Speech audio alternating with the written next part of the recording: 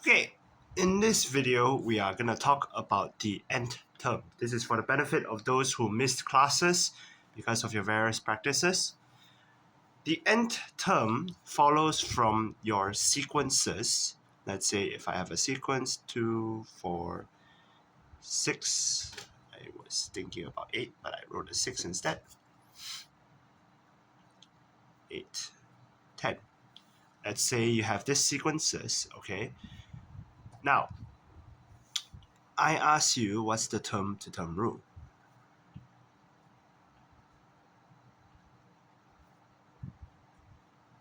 Okay, then you would be able to say that the term-to-term rule here is plus 2, because from one term to the other term, you are adding 2. Okay, how useful is this term-to-term rule? Like, let's say if I ask you to give me a 70-second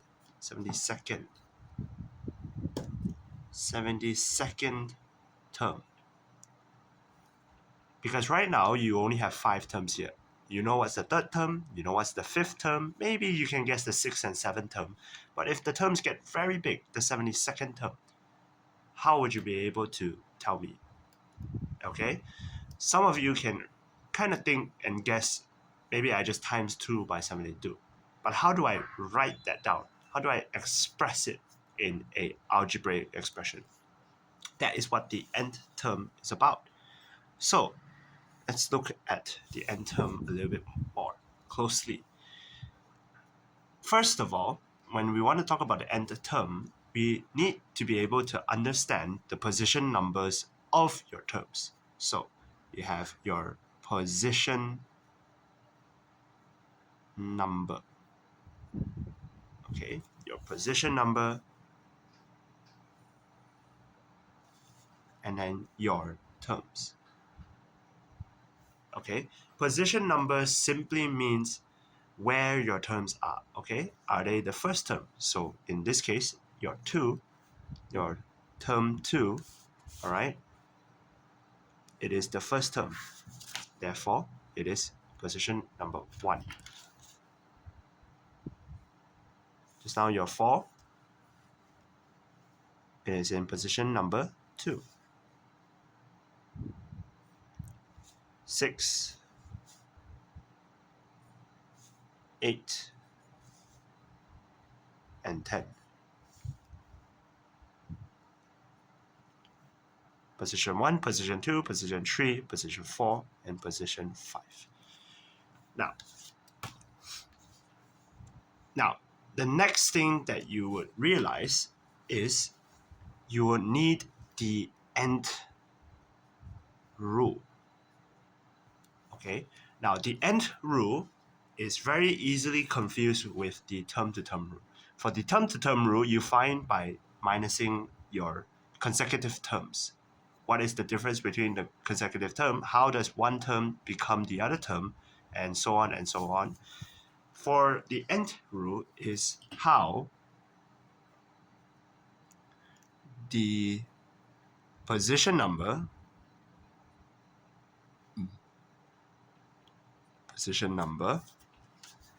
how the position number becomes the term.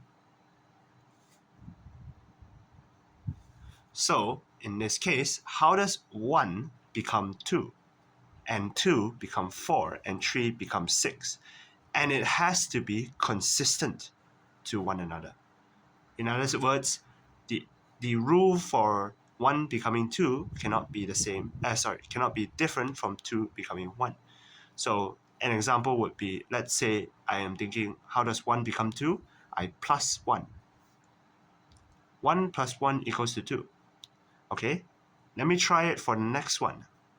Plus 1. 2 plus 1, does it become 4? It does not. Therefore, this cannot be the nth rule. In this case, let me try a different way. How does 1 becomes 2? I times it by 2. And how does 2 become 4? I times it by 2. 2 times 2 is 4. 3 times 2? is 6, 4 times 2 is 8, 5 times 2 is is 10. So the nth rule, you can clearly see it is multiply by 2 in this case.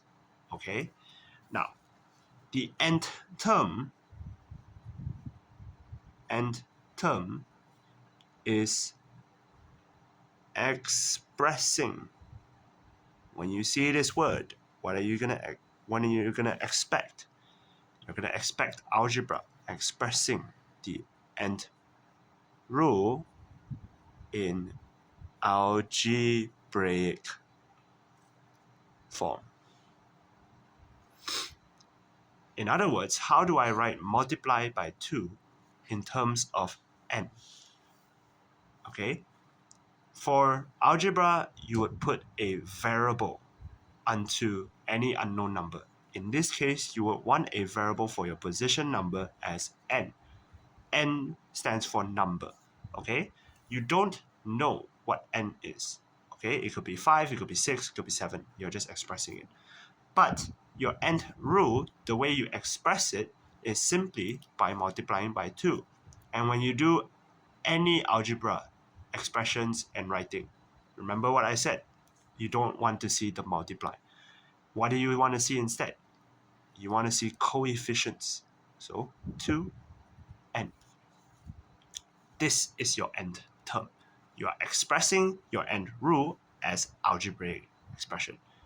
If, let's say, let me do a new example. Let's say I have your n, okay, this is your n, basically your position number. Excuse me. Okay, your position number is here. And then I have terms. Let's say I have terms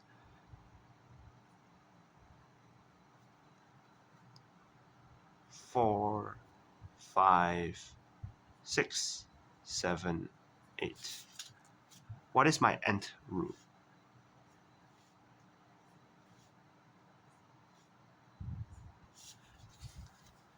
Okay, it is quite confusing for a lot of you all to think that my nth rule is plus 1. But actually that is the term-to-term rule. You're going from one term to the other term. But your nth rule is when your position numbers n becoming the term itself. In other words, how does 1 become 4? It is plus 3 with the same as 2 plusing 3 is 5. 3 plus 3 is 6. So instead of plus 1, your nth rule is plus 3. So now how do you express that as your nth term? It is n plus 3. In this case here, if I ask you for the 72nd term, would you be able to find it? 72nd term basically means n is 72. By the time when it reached the 72nd position, n is 72. When n is 72, what you should do, you should use 72 put inside n plus 3. So in other words, you will have n plus 3 equals to 72 plus 3 equals to 75. Your 72nd term is 75. Okay, now let's look at one final example.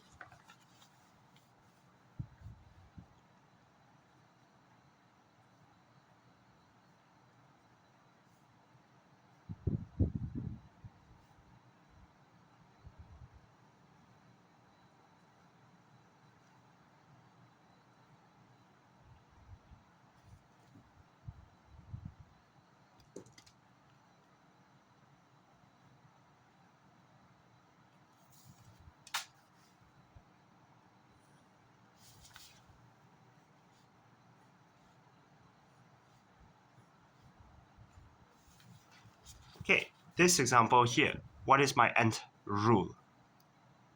How does 1 become negative 5? Pause the video and think about it first.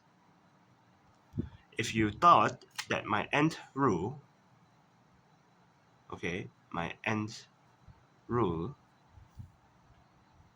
if you thought my nth rule is plus 1, okay, let's try it right now. My rule plus 1, n1 plus 1 should be 2. It is not negative 5. Okay, so let me try again. Instead of plus 1, how does 1 become negative 5? It is actually minus 6. Now, what is my nth term? Is it negative 6n? Or is it 6n? Or is it negative 6 plus n? Or is it n minus 6? Think about it.